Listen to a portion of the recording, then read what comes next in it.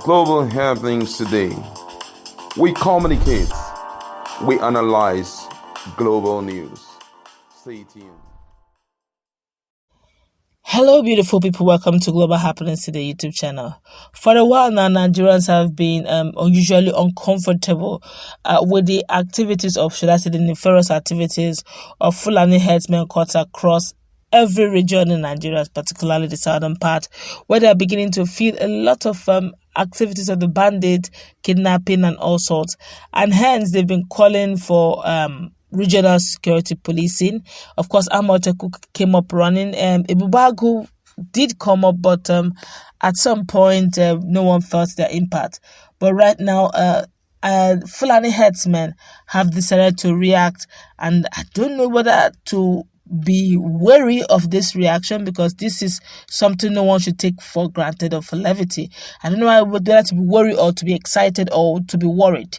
But in the moment, we're going to find out what we're saying. But before we do that, kindly subscribe to our channel by clicking on the red subscribe button. Beside it, you see bell notification icon. Please go ahead, click on it to get notified as soon as you update our channel on YouTube. Okay, let's go straight to the point, as the herdsmen have told Nigerians that this is what they're going to do as at now.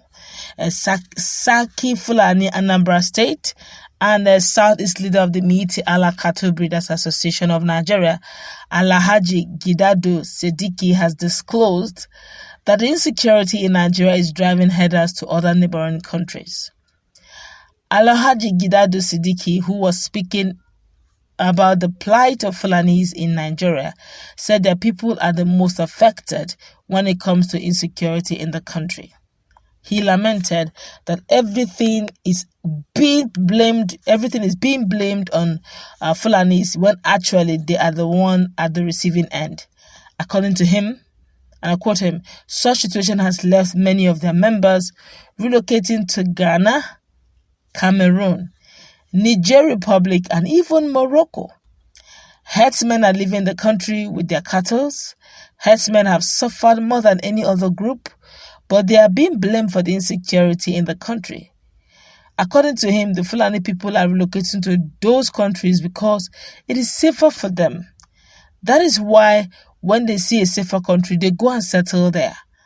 They are living in droves to Central African Republic, that's CAR, Ghana, Benin Republic, Niger, Cameroon, and even Morocco. Let me quote him word for word. Herdsmen are living in this country with their cows. Herdsmen have suffered more than any other group, but they are being blamed for the insecurity in Nigeria.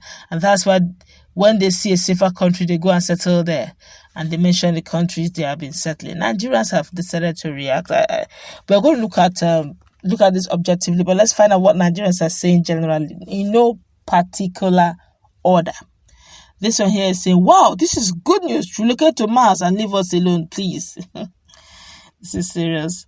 Another person here says, next target gonna be your tribe, wait and see. Okay, but let me just keep my opinions to myself now. Let's just feel what Nigerians are saying. Another person here saying, if in fact you get it right, very correct, as an agenda of the land occupation did not materialize. Okay, another person say, go back to where you came from. Your president is tired of you and the failed actualization of jihad in Nigeria. Go back, you people are not wanted. Another person says, better go faster before another thing will happen. Another person says, please leave Nigeria alone, enough is enough. Another person is saying, if you still go there and find trouble, they will give you more heat, to just go quietly and hide in their bushes. No make noise, Nigerians. And that person say, this is a big lie. They no move nothing. Go nowhere. They are very, very corny to the core. They want people to believe that they are not the people terrorizing the country. These Fulani people, fear them all. And that person here saying, you definitely got them right. They are trying to build an alibi ahead of their future trials before the International Criminal Court. Remember, according to Sheikh Gume, Fulani earn at least 50,000 naira from bandits daily. Even though it is half-truths, as the Fulani herder militia, the Boko Haram work together according to government security agencies. Another person here is saying, don't mind the security agency, Jared, they are the same. And that person said they are leaving because of the change in government. The their leader is done with his work and a new era is about to emerge. Peter Obi is not yet the president, but things are already falling in place for the better. And that person say, Wagbayi. I don't know what that means. Another person here say it's a regular cycle. They will come back during the dry season. And the person says, leave in 2023, Nigeria will not be for Fulanis again. Your game is over. And the person says, that's God. So I don't know. Okay, but let's look at this critically. Nigerians seem to be super excited. Some person said that it just could be corny. A quick recap. There's been this tussle really between governor of Benue, Governor Samuel Otom, and the Fulanis generally, especially the headers. And they've been going back and forth until finally Governor Otom decided to report them to ICC, International Criminal Court, ahead of time so that this should be settled once and for all. That has gone, of course, taking them to the Nigerian court. Governor Otom does not believe that he's going to get real justice. He said with all the nefarious acts they've been doing against his people as the governor of Benue State, he has tabled it all down and he has gone straight to ICC. So some Nigerians believe that they have to say what they're saying so that it can also use media coverages can also be used to bear them witness that they have never committed any nefarious act. While others believe that this could just be a trick, that they're really going nowhere, that's just a seasonal thing. During the rains, they usually don't like keeping their cows. They try to get where there will be dry lands. But as soon as the dry lands, the rainy seasons are over from the southern part of Nigeria, they'll definitely return. While others believe that whatever you hear them say that, and this is actually Fulani Herdsmen from Anambra, from the southern part of Nigeria, southeast in particular. Some persons feel that anytime, I cannot forget the video some 2-3 years ago when a young man said that anytime the Fulanis are living with you and all of a sudden they are interested in living in a hurry, say be worried. Especially they've been living at peace with you and at some point they start having chaos, issues, clashes here and there, and they now make up their mind that they want to live. Said be worried because for whatever reason, that even if they are there, at least to a great extent, they could curb it.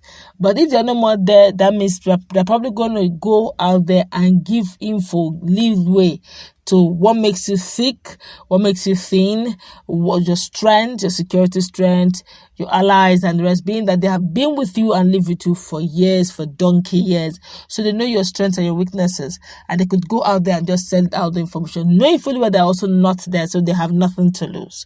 And remember that generally, when they live with you, they're not like the Southeasterners in particular. This is a strength to the Southeasterners. Sometimes can even be a weakness. Whenever Southeasterners find themselves in a place, they build structures, assets, really. They don't do makeshift buildings, which is mostly what you get to see when headers are around. They like to use the bushes, they use straw, and they don't make real buildings, probably woods here and there, something that they can easily just wake up one morning and leave. So they really don't have emotional attachment to any place. So I don't know which to believe now. Should the Southeasterners be worried that Siddiqui is now saying that most of their members are living to more friendlier places? Well, it's up to you. Let's interact. What's your take? Do you think that Southeasterners and Nigerians should be worried, or do you think it's good riddance to bad nonsense? I don't know.